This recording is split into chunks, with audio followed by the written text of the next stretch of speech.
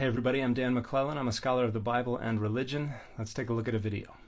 What happened? The New Testament was written in the first 100 years after Christ, and copies were made and spread around the world. They discovered an interesting thing. There are two different families of manuscripts.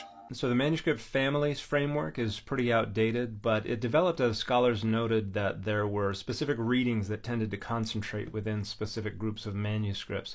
And so they actually identified three main manuscript families: the Alexandrian, the Western, and the Byzantine. And then some identified a fourth, the Caesarean, which was just limited to the four Gospels. Which one is the original? Well, none of them is the original, but based on the way the manuscripts have changed and based on comparison of the thousands of different manuscripts, the Alexandrian is considered to be the earliest and the most reliable, then the Western, and then the Byzantine. Down in Alexandria, Egypt, right down here, there was a cult arose in 240 AD called the Alexandrians. They made their own copy of the Bible and changed 6,000 things they didn't like. They took out 200 verses. They made their own Bible in 240 AD. This is pure fabrication. There are absolutely no data whatsoever that point in the direction of the existence of any such cult or any such manipulation of the text. This is a narrative that was made up by KJV onlyists to explain why we discovered early and more reliable manuscripts and readings that differed so much from the later Byzantine readings. The Byzantine manuscript family is the family upon which the Textus Receptus was based, and therefore upon which the King James Version was based. So this is an attempt to vilify the earliest and the most reliable manuscripts so that the King James Version can be held up as the most reliable. So now this Alexandrian Bible, people are making copies of that. And at the same time, people are copying the real original Bible. So you come to a problem. Some of the Alexandrian manuscripts are older than the ones the King James guys had.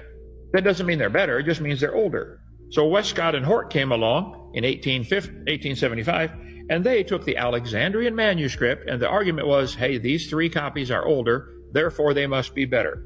That was absolutely not the argument. The argument was actually based on over a century of very careful comparison of hundreds of different manuscripts and the development and application of text-critical principles based on the observation of how scribal changes tended to make their way into manuscripts as texts were transmitted. Well, the King James translators had 5,000 copies to go from, not just those three. This is 100% false. The King James translators didn't actually consult ancient Greek New Testament manuscripts. They consulted different editions of the Textus Receptus, those produced by Desiderius Erasmus, by Stephanus, and by Theodore Beza. So they included English translations of the wrong book, let's see, the Revised Version, the American Standard, Revised Standard, that's the one I started off with as a new Christian, the New World Translation, Jehovah's Witness. So this video just cuts off right there, but it is just full of false information, just intended to make it sound like the King James Version is the more accurate, more reliable translation.